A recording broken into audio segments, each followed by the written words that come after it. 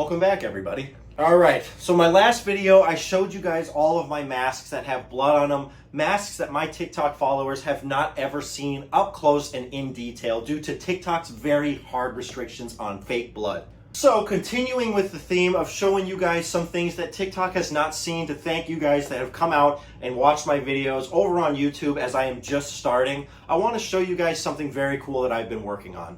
And what I've been working on is my own custom mask, okay? We have been doing TikTok horror-related content for 2 years. We have amassed a pretty good following, a lot of very loyal viewers. This is very cool, and it's an honor to be able to do this for you guys. And we have bought a ton of really cool masks and unboxed some very cool stuff over on TikTok. And one thing that I have always wanted to do was make my own custom mask.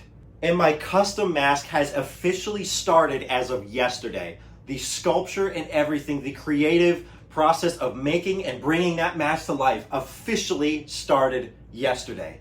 And I am completely over the moon about this. I am so incredibly excited about this. This is one of the coolest things I have ever done in this hobby as a whole. And I know for a fact you guys will love it just as much as I do. I am going to show you guys all of the concept art and the process that we've gone through to create my mask up until right now. All of the sketches that have been done and kind of my thought process going forward. I am going to talk about this in a little bit more depth than I ever have over on TikTok. About a month ago, I had made a post over on my Instagram. You guys should go over there and follow me if you don't.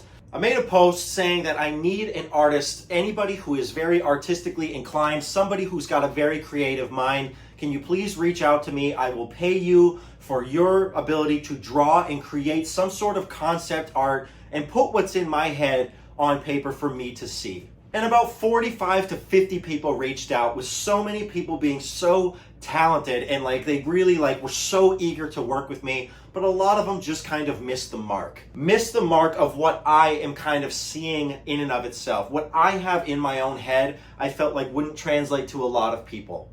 And the post was I was just about to take the post down, okay? And then I was reached out to by one artist in particular. And not only is she able to draw and create incredible concept art, she also makes silicone masks. I have never had a silicone mask in my life. I have only ever had latex, and I have one resin piece over there. Now, me and her kind of went back and forth with talking and sharing ideas, and it felt like she was fully understanding everything that I was saying. She agreed with almost everything that I said and very much was bouncing awesome ideas back and forth. I am allowing her to have a ton of creative freedom. I am not difficult to work with. I love artists taking a lot of creative control. I only have a few loose ideas of what I have in my head. It's up to the artist to hone those in and make something entirely unique. And that is exactly what she has done thus far. Now, when I had reached out to her, I had explained to her that I wanted a mask that I would start using in a lot of horror content going forward,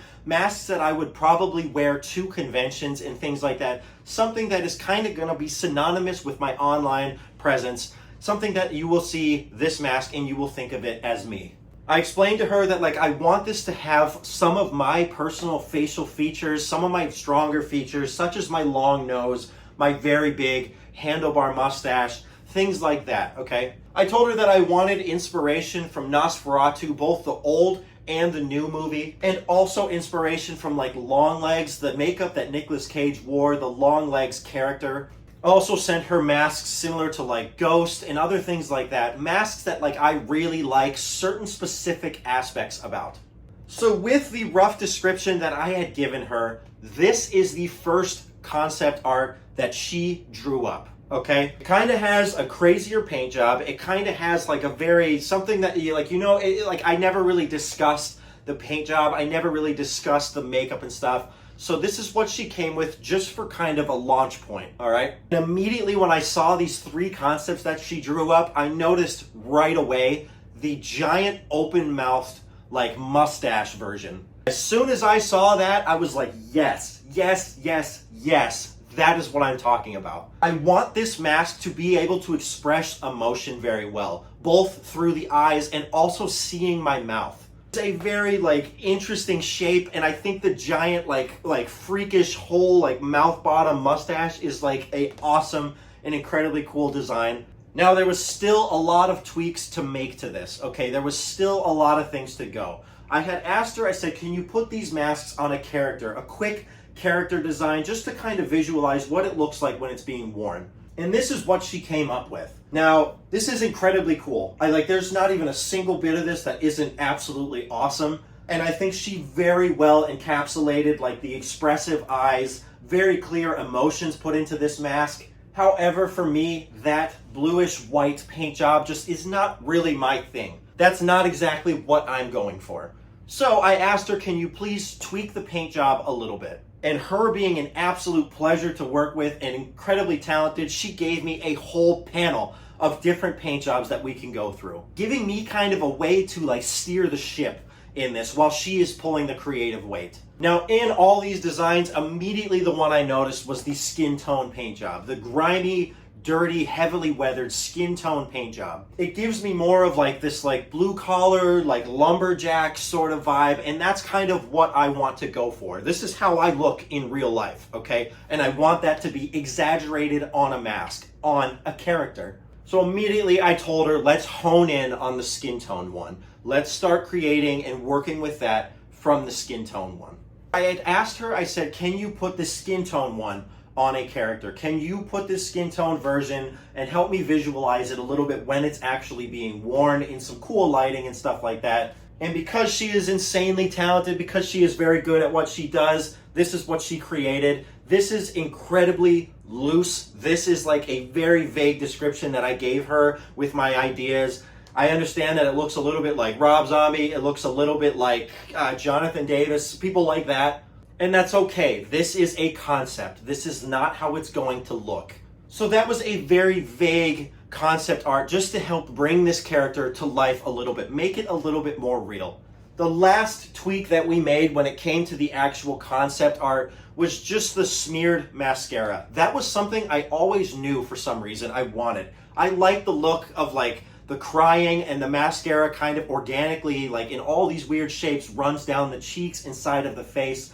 So she sent me another panel of masks with a bunch of different, how intense do you want the mascara? How badly do you want it? Do you want it just a little bit? Do you want it really soaked? So I went ahead and chose the one that I liked. And this is the mask that we are going towards right now. Now, we made one final change, and this is not done on the concept art, but the last change that I requested with this mask is I just wanted the expression softened a little bit, because I don't want it to look too much like Rob Zombie, and I don't want it to look like Jonathan Davis. I want it to look a little softer, maybe even a little surprised. And I get this vibe because I really like the expression on the Cardinal mask from Ghost. I love how his eyes are soft, and he is very expressive through that mask. Whether he's angry, sad, surprised, whatever, he can pull that off very well through the mask. And that's kind of what I want to be able to do with mine. I don't want to look too much like a dwarf from Lord of the Rings. And I think softening the features a little bit will do it. I still want this to be grimy and morbid. I still want this to be very cool and very unique. Now we are having two of them made. One is going to be done in the finish that I like. The other one is going to be done in any way that she sees fit. I am allowing her to completely paint one up in whatever she wants to do. She can go crazy, and I don't even really want to see it. I would love it if she surprised me. That way, whenever we unbox it, we can see it for the first time together, both my version and her version. This is so cool, and you guys have now just seen exclusive like pictures that I have not shown before, concept art that we have gone through, and now you guys can see the vision right along with me. I really hope that it was worth watching this video. I hope that you enjoyed it, and if you don't know who I am and you've never seen me before, maybe you'll consider subscribing, because there's a lot more content just like this I will be coming out with.